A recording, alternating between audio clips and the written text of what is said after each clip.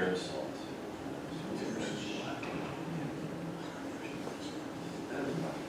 I don't think No, she's tough. nice picture. No, she's okay. That's right.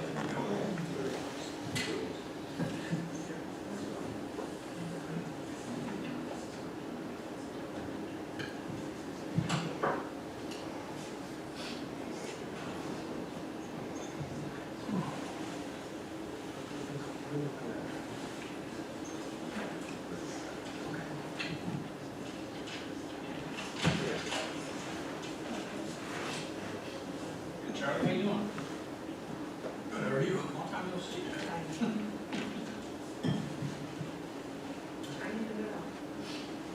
All right, well, my cell phone is 5:30, so are we ready? Okay, well, welcome everybody to the Thursday, February 8th, 2024 Webster Town Board Workshop.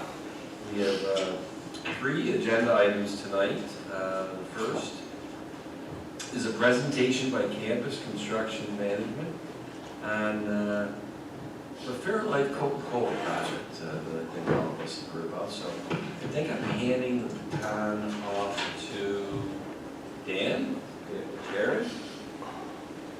Yes, yeah, here, there.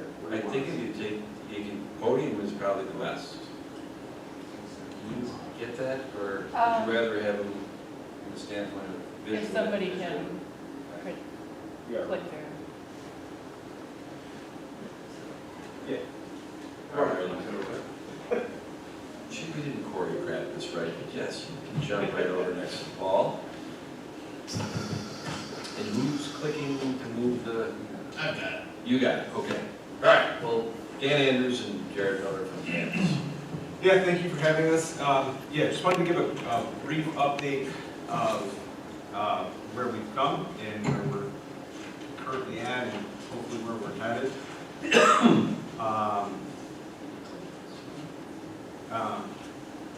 So, I'll go back for a second. So our role thus far. So we were contracted for the months of August and September of '23, brought in under the role of project coordinator for the town. We were tasked with managing the flow of all project communications within the town department heads, the Coke Fairlife team, and all the other agencies involved. And really manage and help facilitate that permitting process. We developed and maintained a centralized database for all meeting materials, permit applications. That system is called Master Library, so we maintained all the documents on there. The entire town team had access to all of the project-involved documents throughout the entire process, and still do. We also facilitated a number of meetings between the Coke Fairlight team and the town department heads to really streamline that process. And I believe that whole process went, extremely smoothly compared to some of the long durations that other comparable projects have faced in similar types of scenarios. So that's where we started. Currently, the project received a number of permits. The seeker process was completed. Some of the permits have been obtained by the managing companies and the contractors, and they are moving forward with some of the construction, which really brings us into our role moving forward. So we're hoping to continue our efforts. We think things have been pretty successful so far, and we're hoping to continue to work with all the department heads and keep things on the right track. We're going to continue to utilize Master Library to manage and share meeting minutes, permit applications, documents for the project, and really all the communication that seems to be going back and forth daily at this point. By doing this, we're going to continue to promote collaboration between all the departments. What we need to do is keep everybody moving in the right direction, but also moving in an efficient direction, where we're all meeting the deadlines that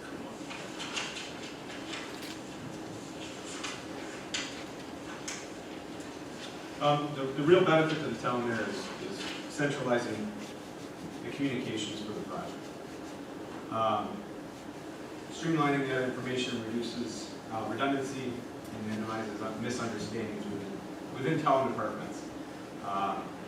We've been and will continue to organize meetings with the town, just the town heads, town department heads to brainstorm and really regroup on certain items that aren't necessarily, that not everybody is necessarily on the same page with. A lot of times when there's large projects like this and multiple department heads are having to deal with specific issues that relate to just their department, things tend to get siloed, and we're really hoping to break that, kind of bring it all in and get it all on the table in front of the town's team so that we can be really efficient in moving the project forward and really, making sure that the town is represented with relation to the project. So, like I said, it was going to be pretty brief, but any questions, more than welcome. Appreciate you letting us come up and Give you an update. yeah, you get the update. Well, I will say this, you guys did a great job of keeping it brief. Because I've tried to coach department heads and outside agencies at these workshops. We have them as 15-minute increments. If you can do your presentation in 5 minutes, it really gives an additional 10 minutes for the town board to comment and question. So I don't want to eat up those 10 minutes. You did it in 5, so I will just say this. I think we just sent to the Webster Herald the agenda for next week's town board meeting. Regular town board meeting when we do resolutions. Because we get it to the Webster Herald, Bridget, 8 days before the meeting, we purposely held off on putting a proposed resolution in there to expand on this contract or term sheet that we had with campus, the town of campus back in the August-September timeframe. They explained tonight what they did. Paul Adams, good to have you back. I don't want to go from memory. I know it was a fixed price, but we looked at the hours you put in during that time. 15,000? Yep. Okay. Yeah, for the 2-month period. And since October, when we got done with secret planning and zoning board, we moved into the November to January last 3 months. I should say the first 3 months of activity over at the 110-acre site. And we're struggling. The same value we got out of campus construction back in the August-September timeframe, which was taking a lot of siloed departments in town, siloed agencies like WIDA, GRE, ESD at the state that are having these conversations and meetings with Coke, and they're having meetings with Coke and agreeing on things and not telling the rest of the team members on the town side. And that's dangerous. We were able to minimize that when campus was overseeing the whole thing, and I call them, you guys facilitated circle the wagon meetings. Those circle the wagon meetings were quite robust because there was a lot of parties from Coke that make up their team, and there were a lot of parties from the town that make up our team. And they were very revealing. They manifested and revealed the siloed nature. Intentionally or unintentionally. Who knows? I don't care. But it's dangerous to have. Now, I had lunch last week with Tim Dolman, who is the CEO of Fairlight. Joshua Huff from Haskell was at that lunch. Michael Sanders, I think, is from Fairlight.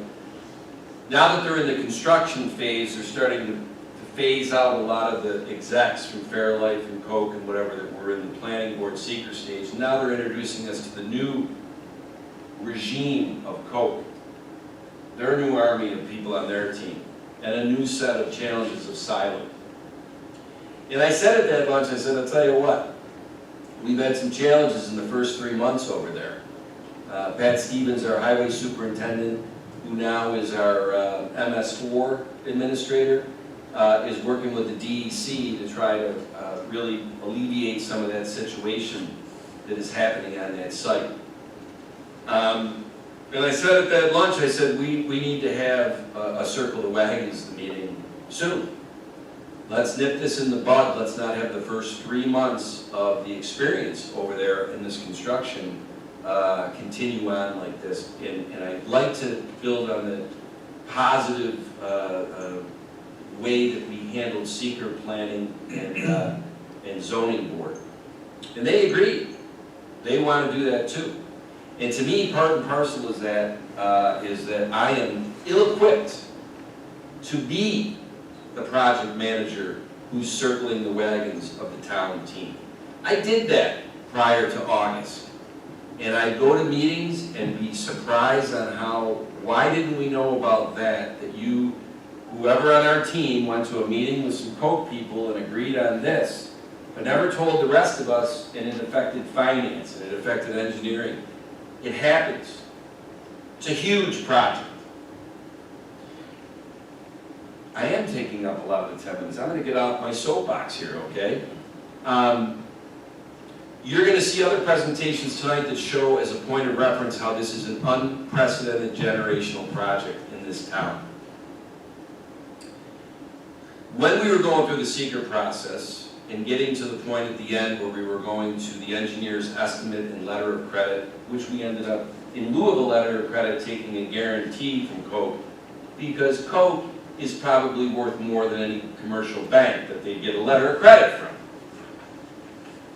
A typical engineer's estimate and letter of credit and fees the town gets, on average, is about $8,000.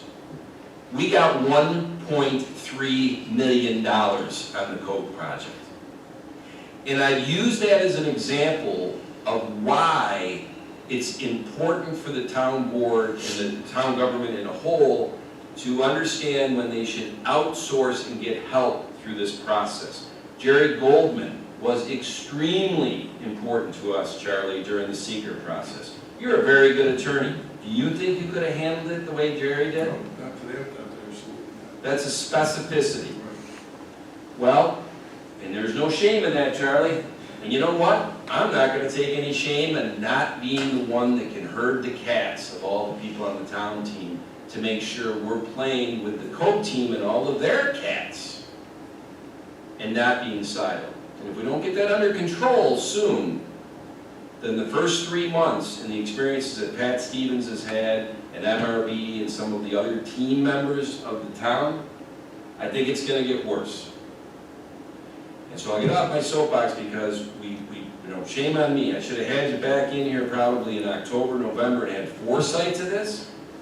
I didn't have the foresight to it. I had to have the last 3 months go by where my town department heads and MRB and other people on the town team are calling me and, oh my God, this, and this. I think we need a project manager like we had back in August and September, or July and August, whatever it is. And I'm endorsing that should be canvassed. I would agree that we probably should have crossed that bridge earlier. And I will attest to the fact that if there's not very, very good communication on any construction site, especially given the magnitude of this one, you start out bad, you're going to end bad. And I've seen it happen in different sites that are a year past due, 6 months past due. So it's very significant that we have someone of your caliber doing what you do, especially given the magnitude of this project. So I'm definitely an advocate for them continuing. The town is going to benefit significantly, believe me. I would also add that this is something that Mary Harrington was advocating for back when she was our town engineer. because while she was a very talented and capable engineer, she realized that this was so large in scope, it was probably beyond her capabilities of handling it along with everything else. The fact that we've had a very difficult time, and we'll be talking about that next week, in bringing on a town engineer, we don't have one at this point. And I do see the value in having a project coordinator. And campus had certainly done a wonderful job, they're familiar with the project. I'm certainly in support of it as well.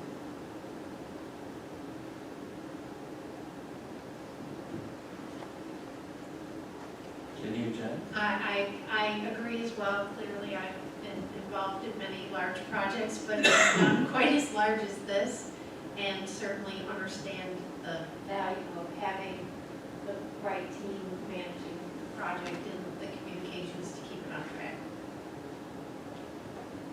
Yeah, with any project, communication is very important. And we don't want to have any hiccups, along the way. And that's going to cost a lot of money for, Penn State and everything else. So I'm glad that, we have a professional that could manage.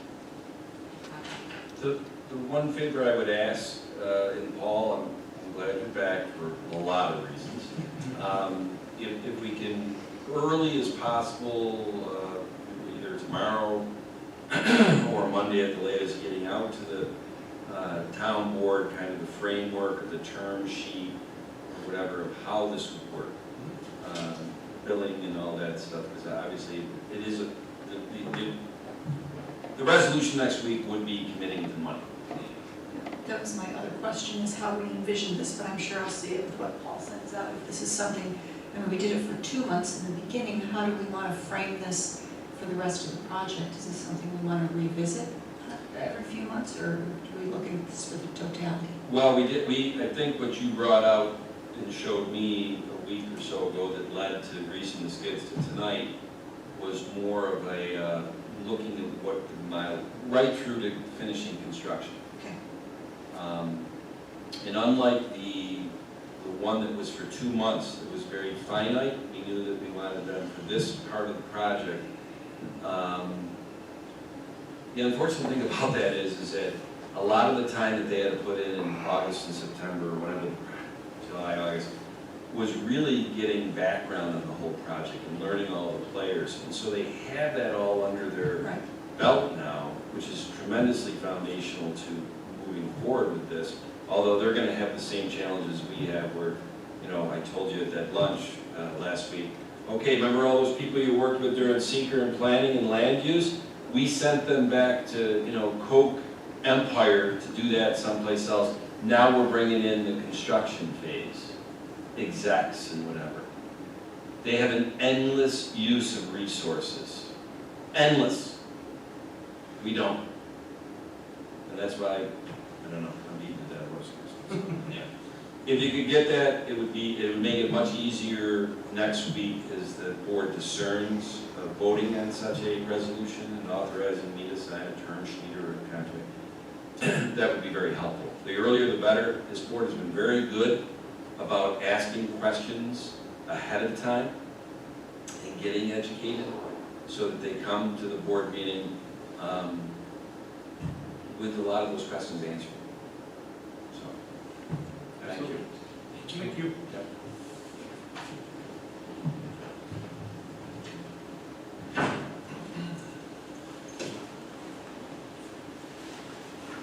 All right, I'll take the blame for being 3 minutes behind with my verbosity, but I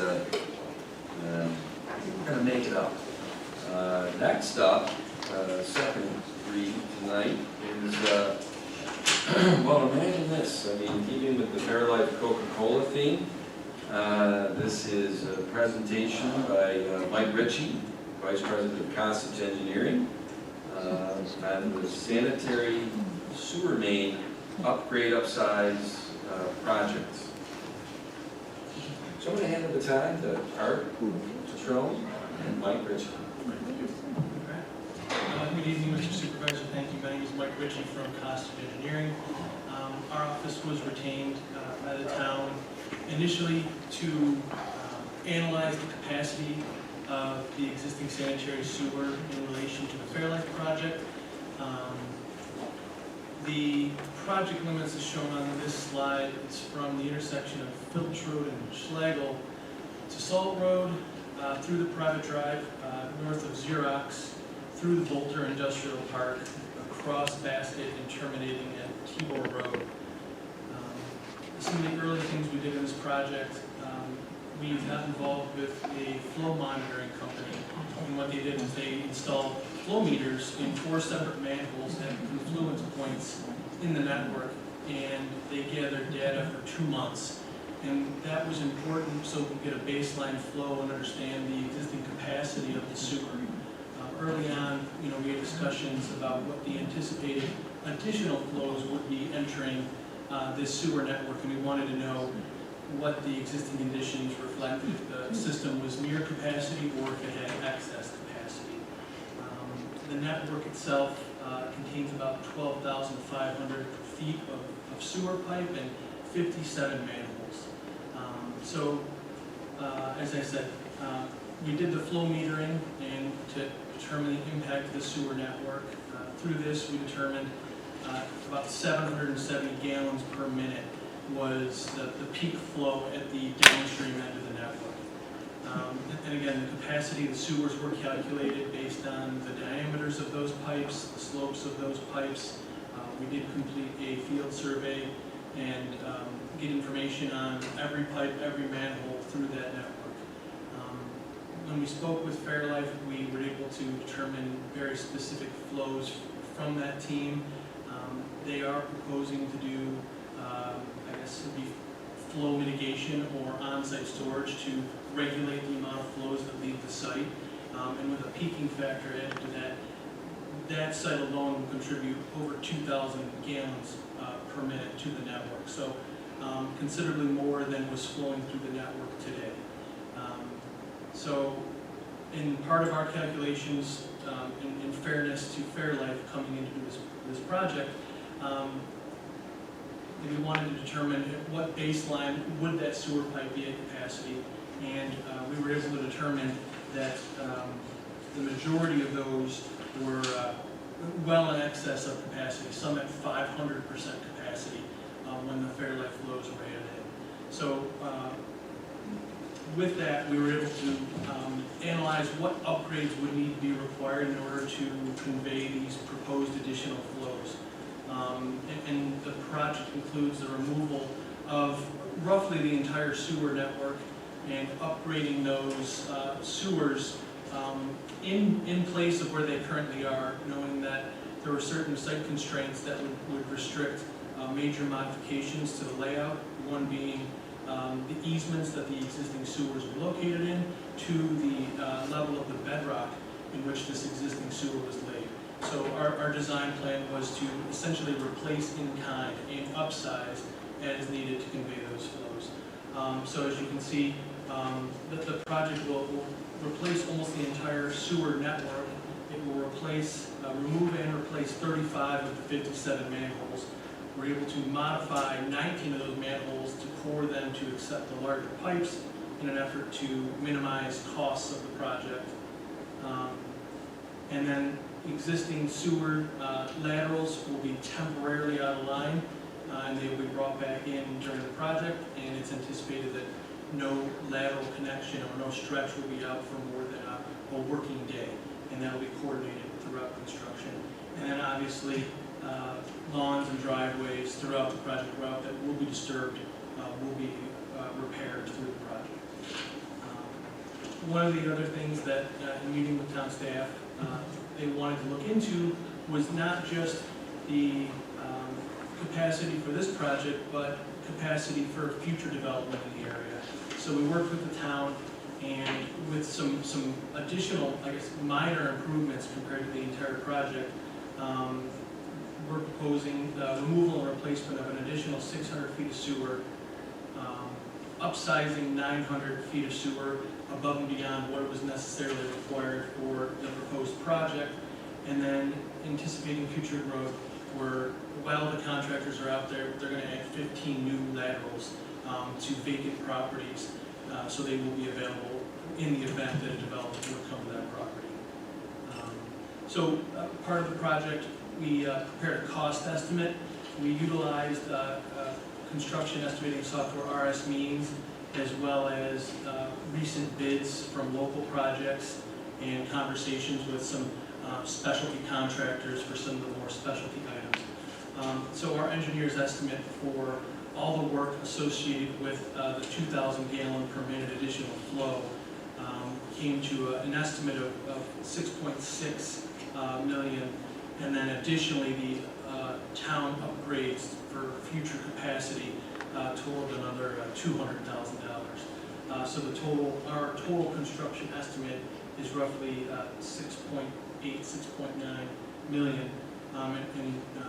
We spent a lot of time and we went through a lot of detail to be specific in the items that were included. So we're confident in this estimate. And in terms of the project schedule, we've done a lot on this project. I know some of the next items coming up is the resolution with the town board. If that goes forward, then we will work with Art and town staff on putting out a legal notice and advertising for bids. It's anticipated that the bid opening will be mid-March, and that the contract can be awarded later in March, and it's expected or projected that mobilization for construction will start in May, and it's anticipated that substantial completion of all work will be done by the end of this year. So our office will be involved with inspections during the construction time and working with Art and the contractor to make sure everything is done per contract. So with that, I'd be happy to answer any questions and go into more detail if the board has questions. The question I really have regarding this is your 7 months of construction seems pretty impressive for a project of this magnitude. Yeah, and we went back and forth, and again, we talked to contractors, not specifically about this, but in terms of timing, roughly 300 feet a day, or what would be considered a barrel stretch a day, is considered reasonable. And we've gone through the portion along Schlegel is going to be the slower portion of the project, just because there's a lot of existing residents, there's not a lot of room, and the sewer in that area is very deep. But once you get over to the intersection of Schlegel and Salt, you're much farther off the right-of-way, there's not many properties or existing utilities in the way, and the farther you get to the proposed connection, the shale where the sewer is. So we're confident in that construction timeline, but again, we put for now in the contract documents the December date for substantial completion, and obviously the contractors bid on it. They're more than capable of working 2 crews at once to achieve that schedule. But we're confident that that date can be achieved. Okay. And just to preface, the substantial completion may not necessarily mean that all driveways are 100% repaired, or all grass lawns are established. It's just that the town can utilize the sewer for its purpose. So the contractor wouldn't be absolved of his obligation to obviously finish it up and make sure mailboxes are put back the way they need to be and everything is completely restored. But that likely wouldn't occur until the spring of '25. So who's responsible for communicating to our residents with respect to their lawns and driveways being disturbed? So traditionally, project that the sewer department does, we reach out to them with letters and notices. Okay. And so when we've actually had to repair laterals, which we do every year, the contractor actually helps out as well, and they notify the residents that, hey, no sewer usage this day. Okay. And residents are usually very understanding. All right. Yeah, and there'll be a series of bypass pumping throughout the construction, because obviously if they're replacing a section of sewer at a time, the rest of the main will need to be in full operation. So part of our cost estimate is the contractor having bypass pumping throughout, and that, strict conformance that they do not leave a trench open, that they do not have, incomplete sections of main overnight. So we're going to stress that, and that's in the bid docs, and we're going to stress that more with the contractor as well. Thank you.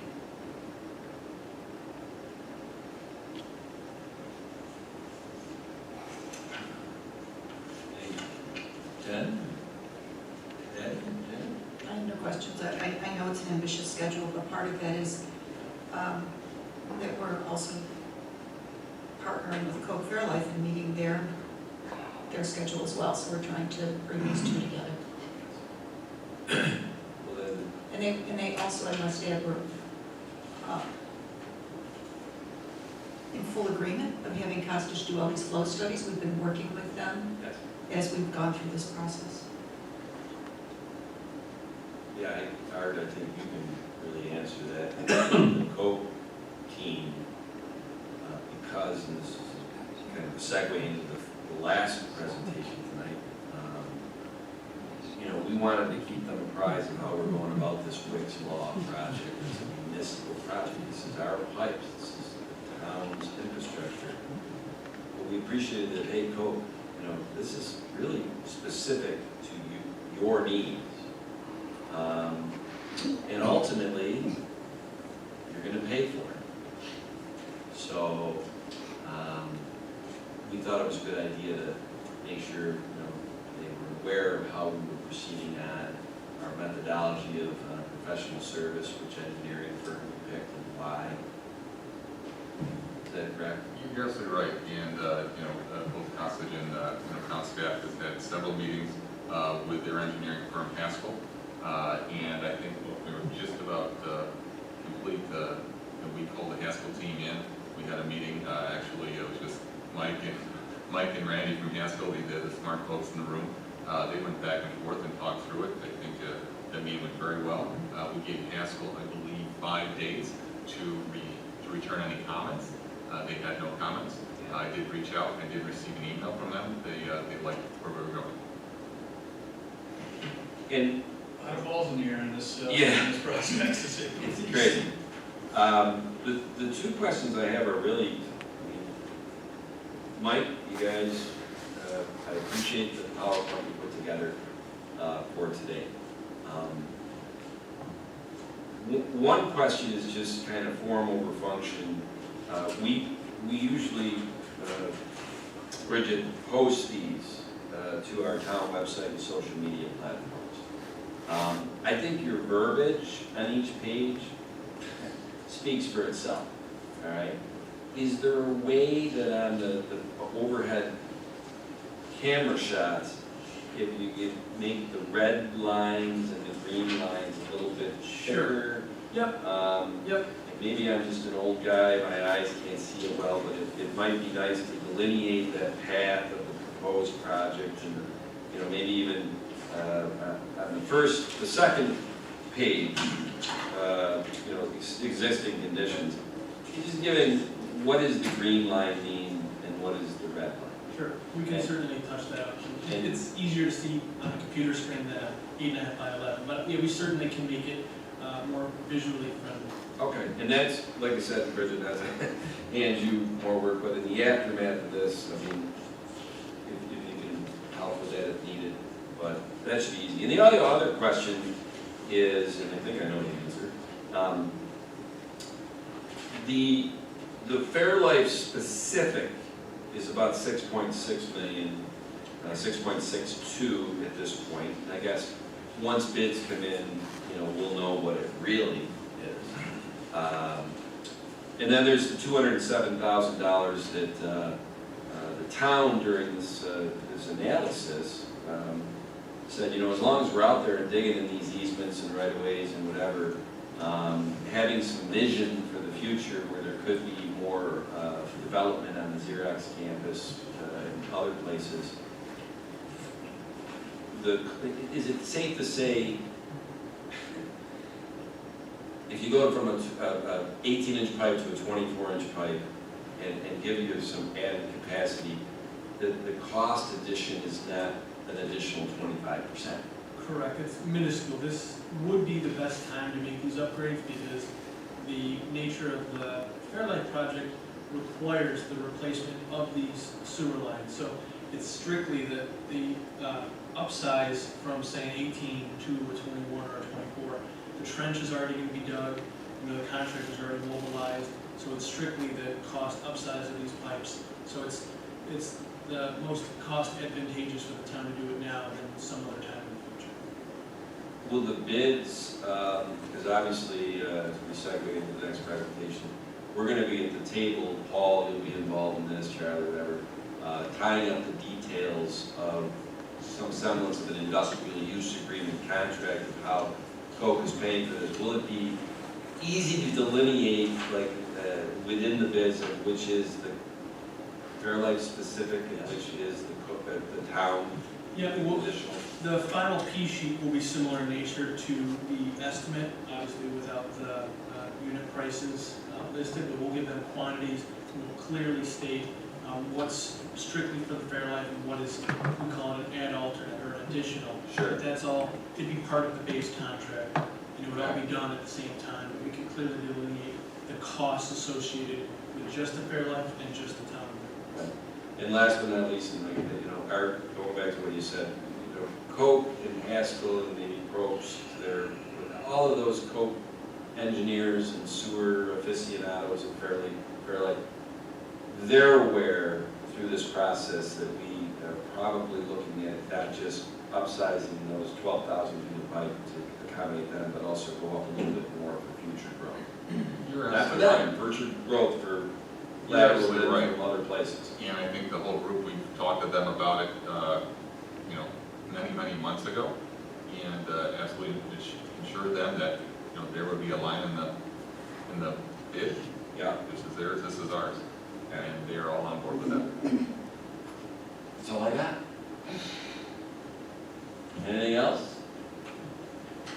Just makes sense to do it all at the same time, considering you're taking this property and it's the largest construction in what, like 50 years? It would make sense. It's just setting up Webster for the future. And, there's a lot of opportunity in that Xerox property. Xerox has been shrinking throughout the years. And there's the Tessie Plastics, and I think there's a tremendous opportunity to do something different in that space, very similar to maybe what they have in Kodak Elm Grove over time.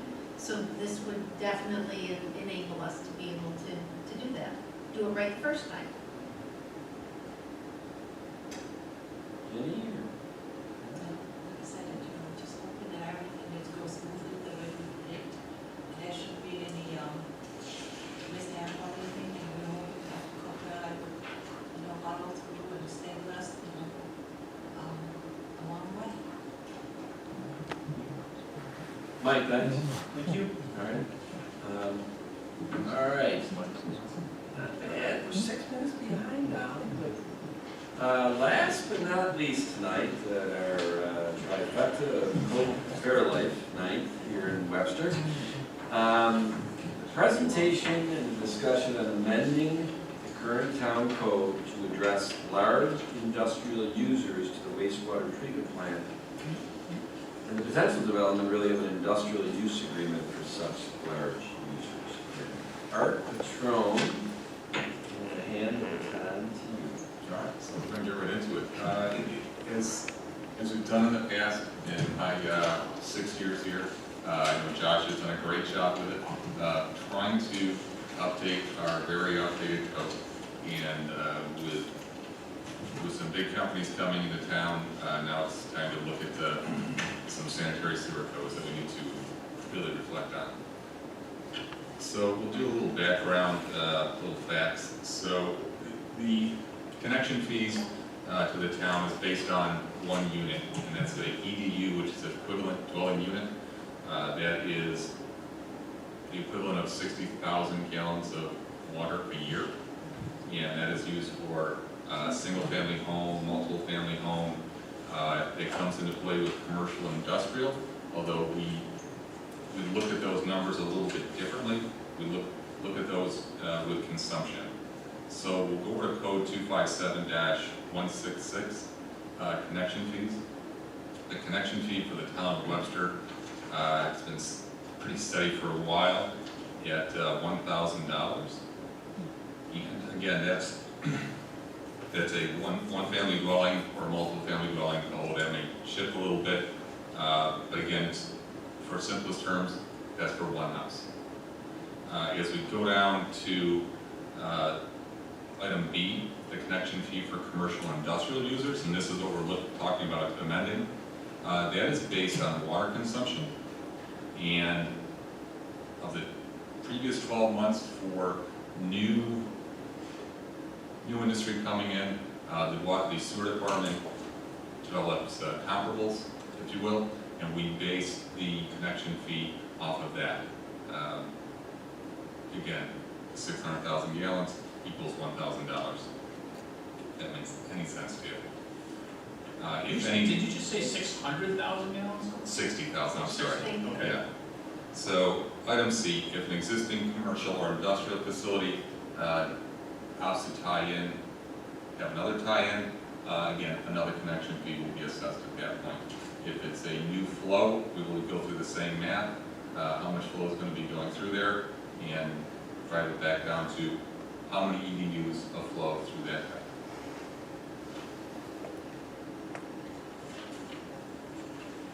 So, currently at the wastewater treatment facility, the utilization is about 15,000 residential, 2,000 commercial industrial. As we look at adding Coke Fairlife, that will add another 9,000 commercial industrial. Actually 12. 12, Well, that's right, it's 12,000. We did that. I think you have a. Hold on, I think I did too. I think the PowerPoint should be behind us. Oops. No. Did you screw me? I am so Oh, there glad it this is. happened. Can I tell you why? Yes, you got Go back to the first presentation tonight about herding cats and things changing by the fly Yeah. and whatever. Coke Forever was telling us to do 1.5 million gallons a day, and that's what we were to build around and what cost estimates. And sometime around September, they slid into a meeting with our, whatever, that it's 2 million gallons a day. And so, wait a minute, we were at 1.5 million and whatever.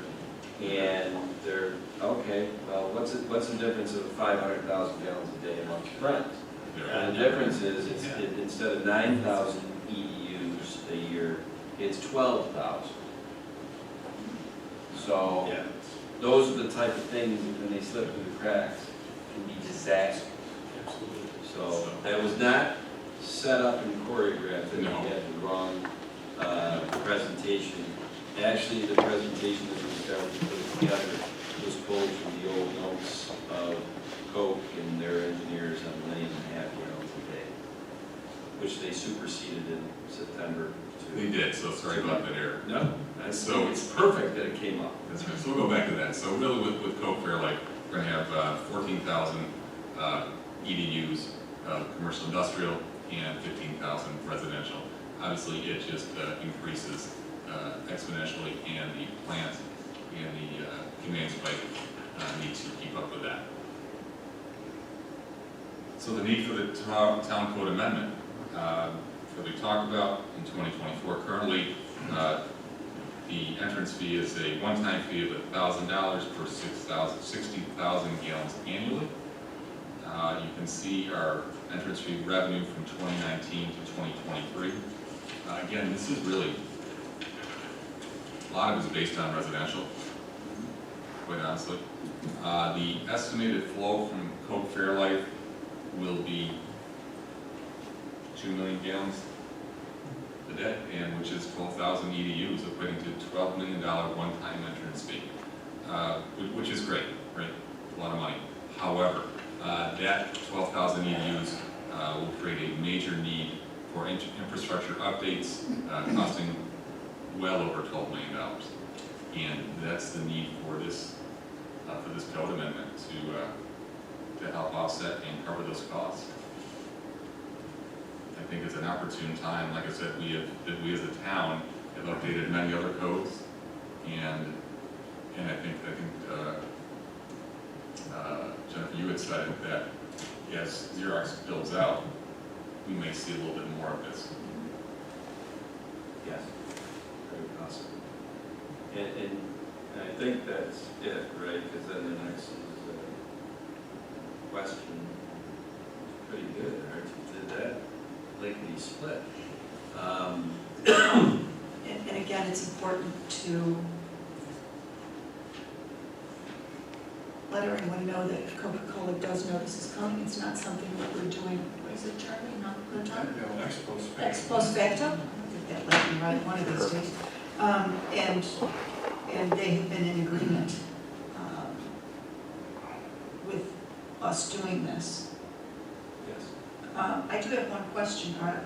When you talk about, and it's funny because I talked to Denise about this a few years ago, and water in, water out is how we look at charging for sewer. If you were to look at the industrial user with water consumption for the previous 12 months or estimated water consumption, how accurate is that with Fairlife? Because they're bringing in all those trucks of milk, which is really what they're processing. Yeah, so that's a great point. So they will not be bringing in through the water meter Right. as much as they're discharging. So the majority of their water or discharge will be from the mill. And we will have a flow meter on their site that will measure. It's already been agreed to. They're more than willing to put anything that we want, with calibration, timelines, everything. Thank you. And it's, Patty, I'm glad you brought that up because really the lack of a large industrial user in the town sewer plant. Somebody said to me, well, how did we handle Xerox years ago? Well, Xerox goes to the village. The majority of the village, Xerox goes to the village. Yeah. You know that, Yeah. Mayor. I think at the time. Majority of the Mayor was revenue like for the sewage four- treatment plant comes from Xerox. Right, 4,000 EDUs a year. Yeah. And I want to say that the town, part of Xerox that's in the town, we're about 600 EDUs a year. That's correct. And we So- still, on a monthly basis, receive readings from them Right, for their. but it seems like over the years, as an industrial, really hasn't been much industry, but commercial, when they come into town, you're figuring out one-time fees by, okay, well, let's see what water they put into the system. These large users like Coke are saying, hey man, we're coming in and building this huge plant and we're gonna need you to be able to handle 12,000 EDUs a year. They're telling us up front and showing how they're building a plan to push that kind of sewage. That's what this code amendment is about. Somebody coming on, Jen, like you said, to the Xerox campus, buying 80 acres off of them, who's, whatever their industry is, and they work with the town and say, we're building a plant here if you guys approve it, and it's gonna push 4,000 EDUs into the system. That is what this amendment is about. I don't really blame the code writers 60 years ago for not writing this in. I do like the first page of the code, of the part A, because I think it really just sticks right there. Now, if you built your house prior to August 1st, 1960, you're exempt. That's 64 years ago, all right? That's our code. So I don't blame anybody for 64 years ago not envisioning a monster industry coming into town. It's incumbent on us now, and Charlie, I know you're looking down like, oh my God, because you and probably Jeff Storch at Harris Beach, Paul, you'll be very instrumental in this. We need to get this amendment verbiage constructed, the draft of it, and get it to public hearing and discernment and adoption relatively quickly. Because go back to Michael at Costage's last presentation in the timeline of the conveyance pipe. Once we know what the bids come in on the conveyance pipe, it's pretty, I bet you, Paul, that we will be able to say to Coke, do you see any reason why this isn't the number for what Coke owes for us increasing the capacity of the sewer plant? And this is what Coke owes for the specificity of the conveyance pipe. When you add up those two numbers, I'm going to tell you it's going to come up way more than $12 million.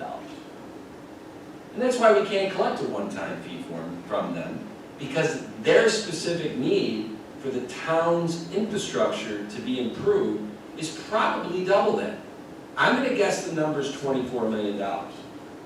Now Charlie and Paul, the Coke attorneys, the Coke finance people, the Coke engineers, all the way along for almost a year, well, not a year now, but since probably June, July after of 23, they are well aware that they're paying for this infrastructure. They are working with us on getting the specific number. And I think we're close. And it's gonna be $24 million. It's gonna be double the $12 million. Now, it's how you codify that and collect it. We don't have anything in our code to do that right now. So, that's all I got to say about that.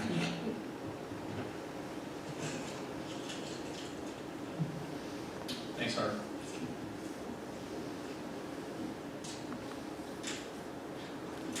Jen? Well, I was gonna ask that question when you said it was gonna cost well over 12 million. I was gonna ask what was well over 12 million, and you answered that question.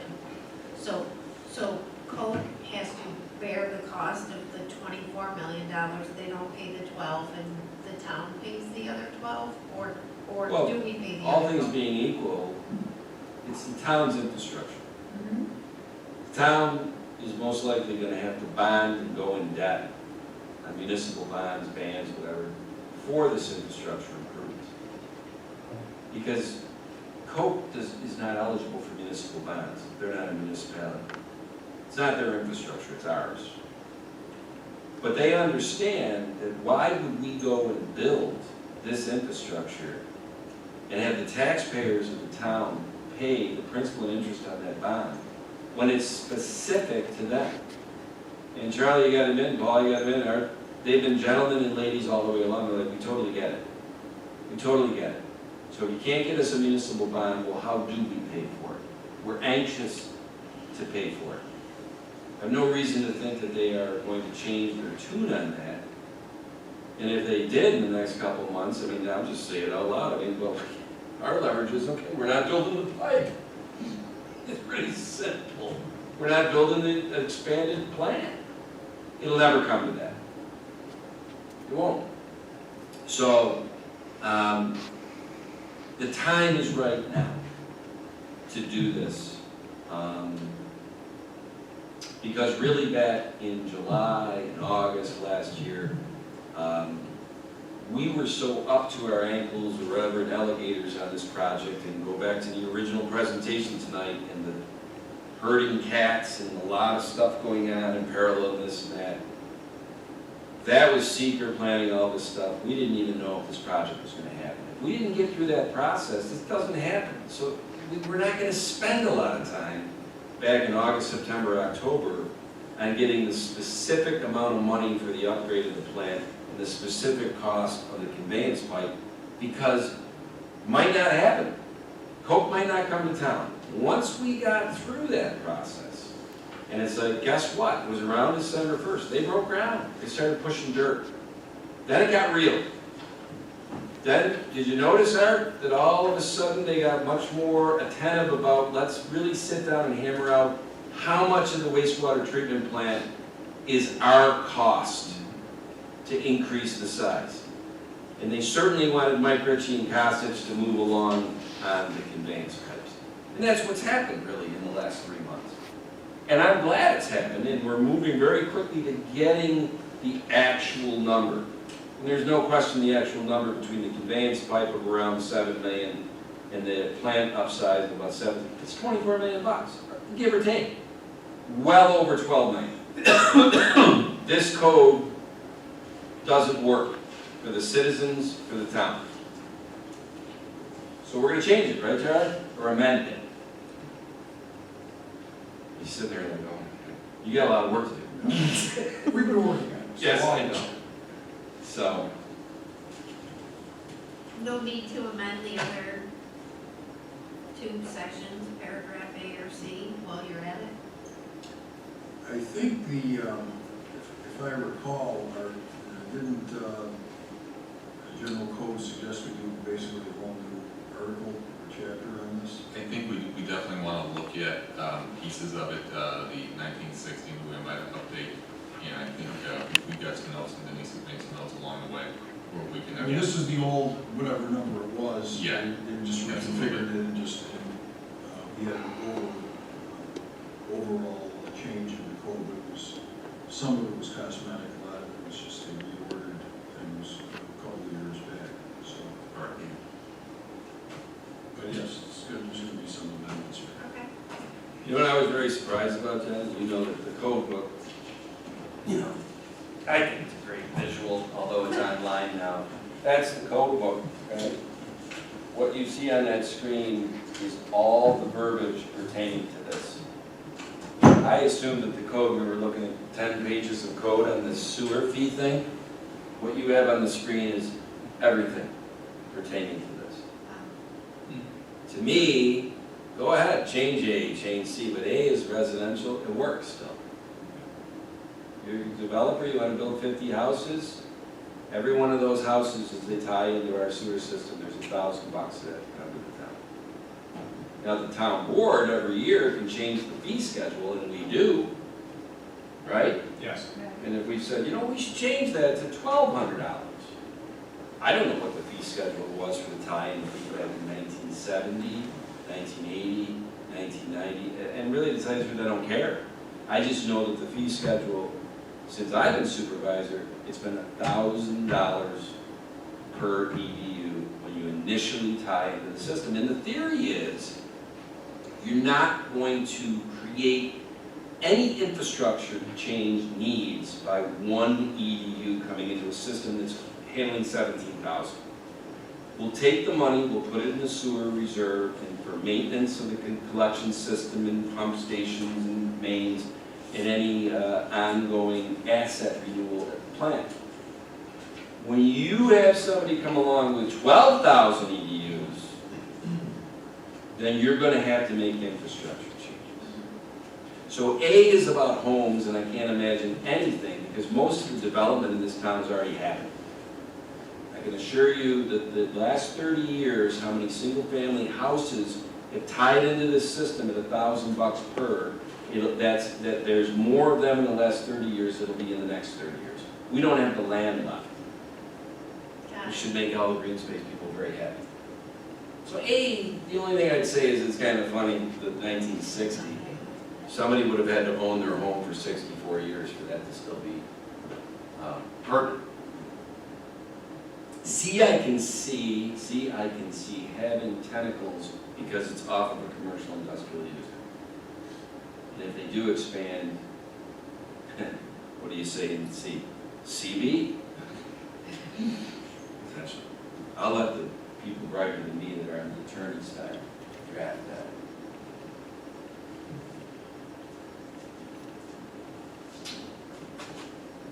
Sounds good. Jenny? About 12 millions one time, intro fee and everything with this, we estimated 24 millions. Does Coke Valley understand in the contract for that, or is it just verbally, gentlemanly, this is what we do? We will never have a verbal gentlemanly lady thing on this. We will have something off of this code amendment will spawn either a vehicle, a legal vehicle, I call it, an industrial use agreement, or I know that we had a meeting with the attorneys the other day, and those are always fun, and they were bantering around different things, a separate contract instead of an industrial use agreement. So you can call it anything you want. Somebody with signing authority in code has to sign that these are the terms and we're agreeing to pay this, and somebody from the town with signing authority needs to sign. It's a contract. There will not be a handshake verbal agreement. I just don't know what that contract will be in the form of, an industrial use agreement that spawns off this amended code, or something else.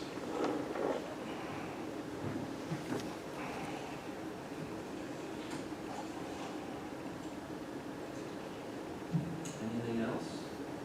No. All right, well, we went a little over today, 13 minutes, but we had a fun trifecta of Coke Fairlight Thursday. Those are great updates. Good evening, everybody.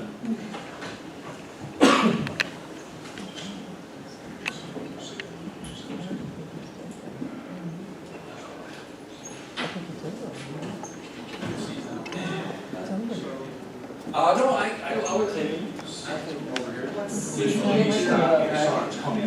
Oh, sit down, Jim's desk.